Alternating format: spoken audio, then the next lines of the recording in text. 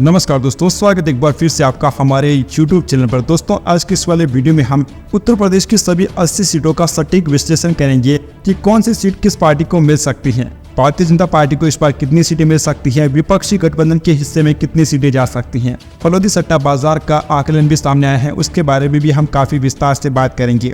Video में बने रहिए और अगर आपने अभी तक हमारे चैनल को सब्सक्राइब नहीं किया है तो इससे जुड़ी कोई भी खबर सबसे पहले देखने के लिए हमारे चैनल को सब्सक्राइब कीजिए। दोस्तों, पूरे देश भर में सबसे मशहूर कहावत है कि दिल्ली की सत्ता का रास्ता उत्तर प्रदेश से होकर निकलता है, और यह बात बिल्कुल सच है, क्योंकि उत्तर प्रदेश देश का सबसे बड़ा राज्य है, जहां पर अकेले एक राज्य में लोकसभा की 80 सीटें हैं। और दोस्तों, देश की राजनीति को सिर्फ उत्तर प्रदेश ही नहीं बल्कि 4 राज्यों से तय होती है: महाराष्ट्र, उत्तर प्रदेश, बिहार और पश्चिम बंगाल। क्योंकि सिर्फ इन 4 राज्यों में लगभग आधी सीटें 210 सीटों पर चुनाव होते हैं। आप अंदाजा लगा सकते हैं कि इन 4 राज्यों से पूरे देश की राजनीति तय होती है।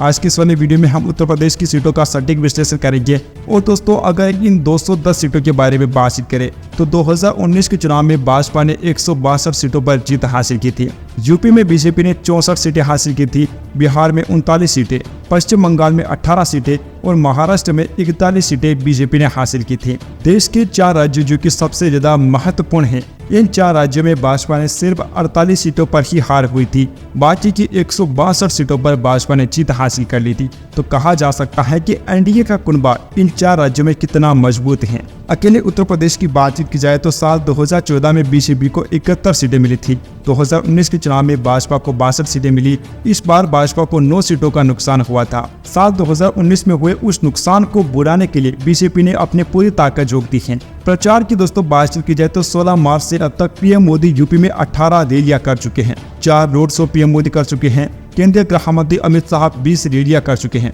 और अमित शाह ने एक रोड शो भी किया है। योगी आदित्यनाथ 93 जनसभाएं कर चुके हैं और 9 रोड शो भी पीएम मोदी कर चुके हैं। तो भाजपा का जो खेमा है वो अपनी पूरी ताकत जुटा रहा है ताकि पिछली बार जिन 9 सीटों पर भाजपा ने गंवा दी थी उन पर फिर से जीत हासिल कर सके।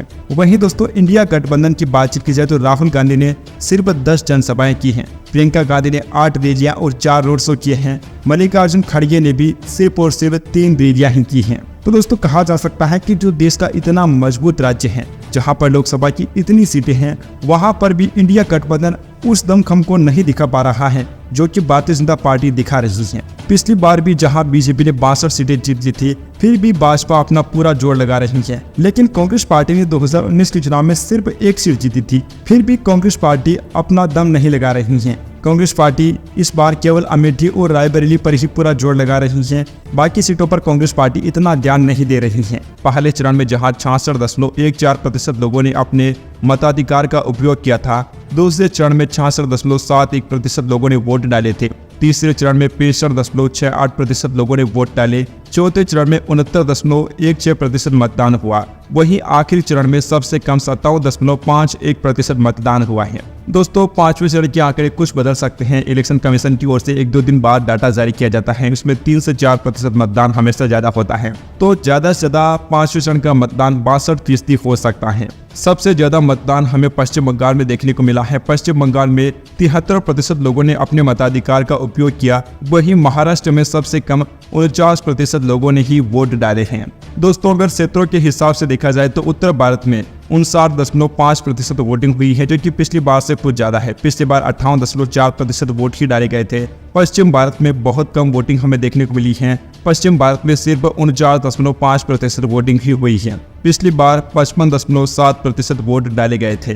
वहीं दोस्तों, पूर्वी भारत में हमें कुछ अच्छे आंकड़े देखने को मिले हैं। पूर्वी भारत में 67.5% लोगों ने वोट डाले। 2019 में ये आंकड़ा 77.3% का था। दोस्तों, हर जगह पर वोटिंग कम होने के पीछे गर्मी को बहुत बड़ा फैक्टर बताया जा रहा है, क्योंकि तापमान 45 डिग्री 43 डिग्री से नीचे आने का नाम नहीं ले रहा है। इस तपतपी गर्मी में लोग वोट डालने कम ही जाते हैं। दोस्तों, 5वां चरण इसलिए भी चर्चा में है क्योंकि 5वें चरण में राहुल गांधी चुनाव लड़ रहे हैं। राहुल गांधी यूपी की रायबरेली सीट से चुनाव लड़ रहे हैं, जहां पर भाजपा ने दिनेश प्रताप सिंह को मैदान में उतारा है। इस बार दोनों ही पार्टियों ने फ्रीबीज पर ज्यादा ध्यान दिया है।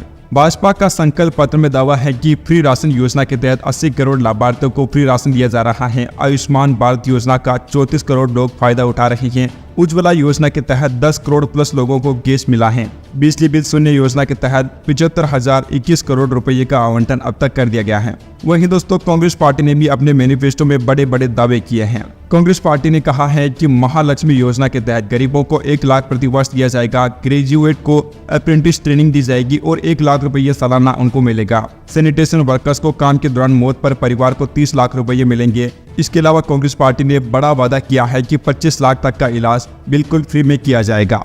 अब दोस्तों यूपी के चुनाव को लेकर फलोदी सट्टा बाजार का सटीक आकलन सामने आया है।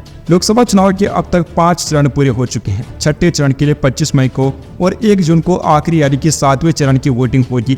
4 जून को लोकसभा चुनाव के नतीजे आएंगे। उससे पहले हर कोई हार जीत का आकलन कर रहा है, लेकिन सबसे इंटरेस्टिंग आकलन राजस्थान के फलोदी सट्टा बाजार में हो रहा है। फलोदी सट्टा बाजार अपने आकलन को लेकर पूरी दुनिया में मशहूर है। कहा जाता है कि फलोदी सट्टा बाजार में लगाए गए जीत हार के आकलन सबसे सटीक होते हैं। देश में लोकसभा की कुल 543 सीटें हैं। इनमें से पहले चरण के लिए 102, दूसरे चरण में 89, तीसरे चरण में 94 और चौथे चरण में 96 सीटों पर मतदान हो चुका है। 5वें चरण में 49 सीटों पर मतदान हुआ। ऐसे में अगर देखा जाए तो देश में आम चुनाव को लेकर लगभग 80% मतदान हो चुका है। अब सिर्फ 115 सीटों पर ही मतदान होना बाकी है। फलोदी सट्टा बाजार पूरे देश भर की 543 सीटों में से भाजपा को अकेले 296 से लेकर 300 सीटें दे रहा है। एनडीए गठबंधन को कुल 329 से लेकर 332 के बीच सीटें मिलने की संभावना है। अगर विपक्षी दलों की बात करें तो कांग्रेस को फलोदी सट्टा बाजार 58 से लेकर 62 सीटें दे रहा है। बाकी बची सीटें अन्य दलों को मिल रही हैं। अगर फलोदी सट्टा बाजार के आंकड़ों पर ध्यान दें तो लगातार तीसरी बार मोदी सरकार देश में बनती हुई दिखाई दे रही है। फलोदी सट्टा बाजार ने उत्तर प्रदेश में एनडीए के लिए 73 से लेकर 75, इंडिया ब्लॉक के लिए 5 सीटें और मायावती के नेतृत्व वाली बहुजन समाज पार्टी के लिए 0 सीटों की भविष्यवाणी की है। वहीं यूपी में बीजेपी अकेले 69 सीटें जीत रही है। हालांकि बीजेपी ने यूपी की सभी 80 सीटें जीतने का लक्ष्य रखा है। ऐसे में अगर फलोदी सट्टा बाजार की भविष्यवाणी सही साबित होती है तो एक बार फिर से इस आकलन पर मुहर लग सकती है। वहीं दोस्तों अखिलेश यादव दावा कर रहे हैं कि उनकी पार्टी 79 सीटें जीत रही है। खैर दोस्तों दावे होते रहेंगे। 4 जून को हमें असली नतीजे मालूम पड़ेंगे। राजनीतिक जानकार प्रशांत किशोर का कहना है कि भाजपा इस बार पिछली बार के मुकाबले भी ज्यादा सीटें हासिल करेगी, क्योंकि जिन राज्यों में भाजपा मजबूत है वहां पर भाजपा को कोई ज्यादा नुकसान नहीं हो रहा है, बल्कि दक्षिण में जहां भाजपा कमजोर है 2014 के मुकाबले 2019 में भाजपा वहां भी मजबूत हो गई थी और इस बार और भी मजबूत हो सकती है। तो उन्होंने कहा था कि पिछली बार से तो भाजपा को कम सीटें मिलने का सवाल ही पैदा नहीं होता है। सरकारें तभी चेंज होती हैं जब सरकार के खिलाफ भारी विद्रोह हमें देखने को मिलता है, लेकिन मोदी जी के खिलाफ हमें ऐसा कोई भी विद्रोह देखने को नहीं मिल रहा है। इस हिसाब से कहा जा सकता है कि देश में एक बार फिर से पीएम मोदी की सरकार बनने जा रही है। प्रशांत किशोर का तो यहाँ तक दावा है कि तीसरे कार्यकाल में मोदी जी की सरकार बनने के बाद देश में कई बड़े फैसले किए जाएंगे। उन्होंने कहा है कि मोदी सरकार 3.0 के कार्यकाल में पेट्रोल डीजल को जीएसटी के दायरे में लाया जा सकता है। यहाँ तक उन्होंने दावे कर दिए हैं। वैसे दोस्तों आपको क्या लगता है इस बार के चुनाव में किस पार्टी को कितनी सीटें मिल पाएगी? क्या यूपी में बीजेपी फलोदी सट्टा बाजार का आकलन सही साबित हो सकता है या नहीं?